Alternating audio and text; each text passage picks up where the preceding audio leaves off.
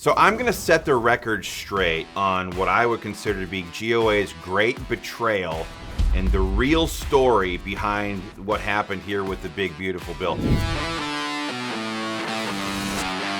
The fight over President Trump's Big Beautiful Bill was the biggest opportunity that gun owners have had in our lifetimes, certainly in my own lifetime. We were talking about the potential to fully deregulate suppressors, SBRs, short-barreled rifles, and short-barreled shotguns to finally take back ground from the federal government, from the gun grabbers, from the radical left.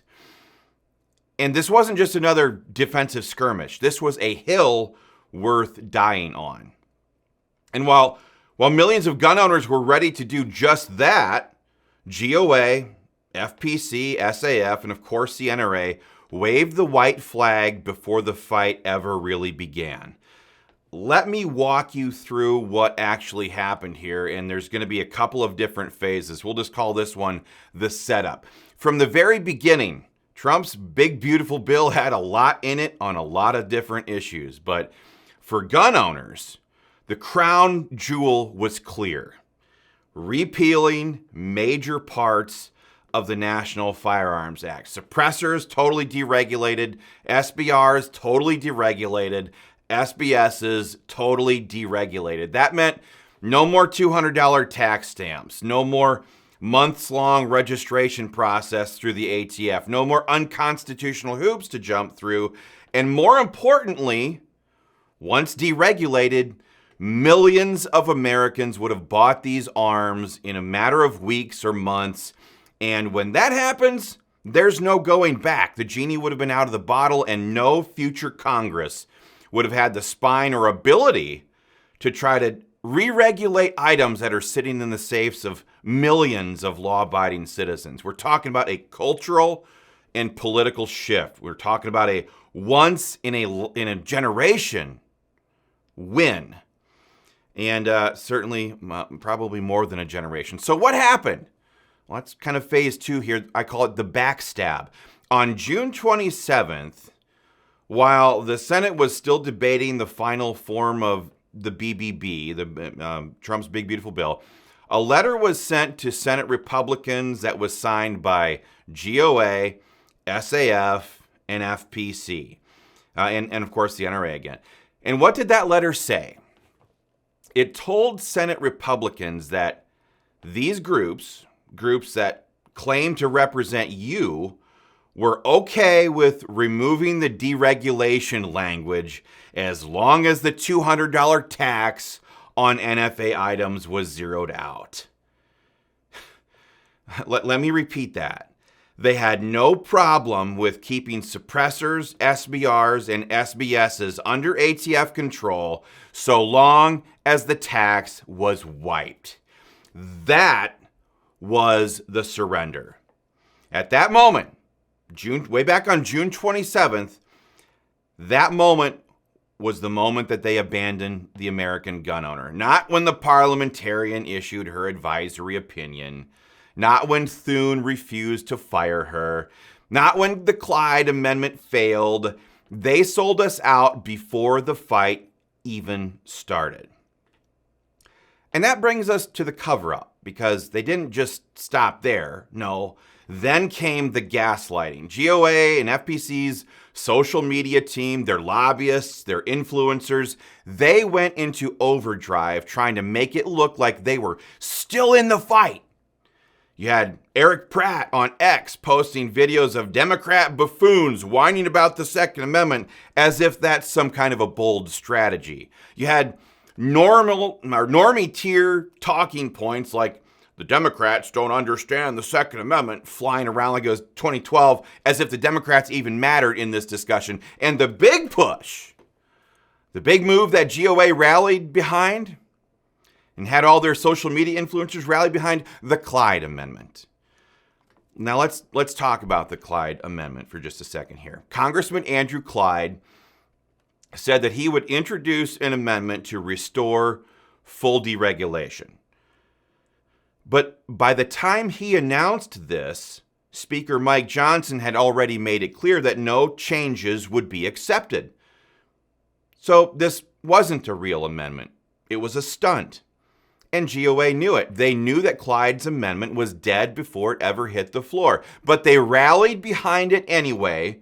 They told gun owners to support it. They sent emails. They blasted social media. They acted like this was the real stand. This was the final stand. And then it failed. As expected, as everybody could see happening. And Clyde, he voted for the final bill anyway. It was a political theater performance, and GOA was center stage, lying right to your faces. And this is the reality that they hid from you. What they didn't want you to focus on was this. This fight wasn't about the money. It's never been about the money. The $200 tax stamp has never been the barrier. Millions of Americans could have and still didn't buy suppressors or SBRs. Why? Because we hate tyranny. Because we hate the idea of asking permission from the ATF to exercise a God-given right. This fight was about liberty, not taxes. It was about ending a system of registration and surveillance. It was about striking a death blow to federal gun control. It was about freedom. It was about freedom. And when the Democrat-appointed parliamentarian tried to kill it, that was the moment to say, no, this isn't how it ends. Fire her, overrule her, push it through. Trump knew that. Millions of gun owners knew that. GOA didn't or wouldn't. Instead of demanding her removal, bringing everything to a stop, demanding her removal, they told John Thune, we're cool with the tax being zeroed out. They gave him all the cover that he needed. And now, they want to memory hole the entire thing. But there's consequences. This isn't just about this bill. Now it's about trust. Now it's about the midterms. Now it's about the Democrats jacking up the tax to thousands of dollars the day that they are back in charge. Because millions of gun owners now realize that when the biggest opportunity in decades came knocking, the gun rights leaders in Washington flinched. They didn't fight. They calculated. They negotiated. They strategized for their careers, and then they lied to you. They never asked their members. They never took a poll. I never saw one. They never said, hey guys, here are the options. Do you want the real win, or do you just want a tax cut? In other words, they made the decision for you. And now they're trying to gaslight you into thinking that they didn't do that. They even have their lobbyists online saying, this is a false and willful misrepresentation of GOA's strategy from an unreliable source. And then they ask the people to DM them privately as if this isn't a public betrayal of the entire grassroots movement, as if there's not enough conversations happening behind closed door in the first place. But where does all of this leave us? Well, it leaves us with this. If you want real leadership, if you want to fight, not for scraps, but for freedom, then you belong here with the American Firearms Association. We're the only national gun group that has passed constitutional carry in multiple states. And I'm not talking about jumping on board at the last minute to claim victory. I'm talking about introducing the bills, writing the bills with the legislators, recruiting legislators to run, running the bills through committee process, fighting off anti-gun amendments, all of that. We've done that. We've passed Stand Your Ground in the first state to do so after the Trayvon Martin, George Zimmerman circus back in 2012. We've passed the only Second Amendment Preservation Act in America that has teeth to it. We've killed red flag laws and killed hundreds of gun control bills in other states all across the country. We're not DC insiders. We're certainly not playing defense as the strategy in court on a constant basis. We are street fighters.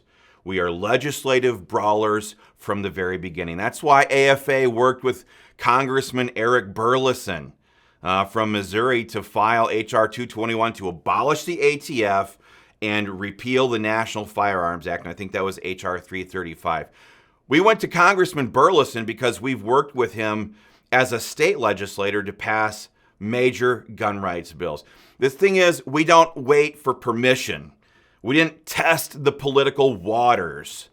We filed the bills that gun owners actually want, the bills that GOA should have filed long ago, the bills that they should have been fighting for but didn't. This is what leadership looks like. So, if you're tired of watching this movie on repeat, if you're sick and tired of the betrayals, the fake fights, and the fundraising emails that are filled with lies, then get in with us. Especially if you're 15 to 45 years old and you want a no-compromise, God-given rights, ATF abolishing, NFA repealing, heritage American, freedom-loving movement, we're your people. We're the only based gun rights group that exists. We're not here to play by the rules. We're here to burn them to the ground and build a legacy. One so strong, a legacy so strong that one day your kids and your grandkids can look back and say, my dad, my grandpa, they were legends. Come aboard.